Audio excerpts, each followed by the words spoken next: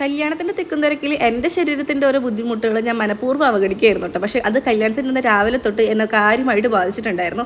അപ്പോൾ രാവിലെ തന്നെ ഞാൻ എങ്ങനെയും പിടിച്ചു നിന്നു. ദിഗിലെന്ന മരുന്നിലൊക്കെ പിടിച്ചു നിന്നായിരുന്നു. റിസപ്ഷൻ്റെ സമയത്ത് എനിക്ക് ഒട്ടും താങ്ങാൻ പറ്റുന്നുണ്ടായിരുന്നില്ല. സംസാരിക്കാൻ പോലും എനിക്ക് പറ്റുന്നുണ്ടായിരുന്നില്ല കേട്ടോ. ഫ്രണ്ടിലൊരു വലിയ DJയും ഡാൻസും കാര്യങ്ങളൊക്കെ നടക്കുമ്പോഴും അത് കണ്ട് വിഷമിച്ചിരിക്കുകയായിരുന്നു ഞാൻ. റിസപ്ഷൻ കഴിഞ്ഞോടുകൂടി ഞാൻ ആകെ ഫ്ലാറ്റായി ഗൈസ്. കാരണം എനിക്ക് എൻ്റെ ജീവിതത്തിൽ ഇതുവരെ സഹിക്കാൻ പറ്റാത്തതിൻ്റെ അപ്പുറമുള്ള തലവേദനയും ദേഹം വേദനയൊക്കെ ആയിരുന്നു. പനി ഉണ്ടായിരുന്നില്ല കേട്ടോ, ഭയങ്കര തലവേദനയായിരുന്നു. എൻ്റെ കണ്ണ് കണ്ടാൽ നിങ്ങൾക്ക് മനസ്സിലായിട്ടുണ്ടാകും. ഒരു 3 മണിക്കൂറിൽ എനിക്ക് വന്ന വേദനയുടെ റിസൾട്ടാണ് എൻ്റെ കണ്ണിങ്ങനെ തൂങ്ങി പിടിച്ച് നിൽക്കുന്നത്. നേരെ റിസപ്ഷൻ കഴിഞ്ഞ് പാടെ നേരെ പോയത് ഹോസ്പിറ്റലിലേക്കാണ്. ഹോസ്പിറ്റലിൽ പോയപ്പോൾ പറഞ്ഞു വേഗം തന്നെ ഇഞ്ചക്ഷൻ അടിക്കാം, ഇഞ്ചക്ഷൻ അടിച്ചിട്ട് വേഗം തന്നെ പെയിൻ മാറ്റാമെന്ന് പറഞ്ഞു. പക്ഷേ ഇഞ്ചക്ഷൻ എനിക്ക് ഭയങ്കര പേടിയുണ്ട് തന്നെ. ഇഞ്ചക്ഷൻ എനിക്ക് വേണ്ടതെന്ന് പറഞ്ഞിട്ട് ഒരു മരുന്ന് എടുത്ത് കഴിക്കുകയാണ് ചെയ്തത്. നമ്മുടെ അനിയത്തിയുടെയോ അല്ലെങ്കിൽ അത്രയും ക്ലോസ് ആയിട്ടുള്ള റിലേറ്റീവ്സിൻ്റെ കല്യാണത്തിന് ഇങ്ങനെ വൈകുന്നേരം ഹോസ്പിറ്റലിൽ പോകേണ്ട അവസ്ഥ നിങ്ങൾക്ക് ആർക്കെങ്കിലും ഉണ്ടായിട്ടുണ്ടോ ഗൈസ്? വേദനയൊക്കെ മാറിയപ്പോൾ റിസപ്ഷന് കഴിക്കാൻ പറ്റുന്ന ചിക്കൻ്റെ പീസ് ഞാനെടുത്ത് കഴിച്ച് നിർവൃതി അടഞ്ഞു. അതാണ് സത്യം.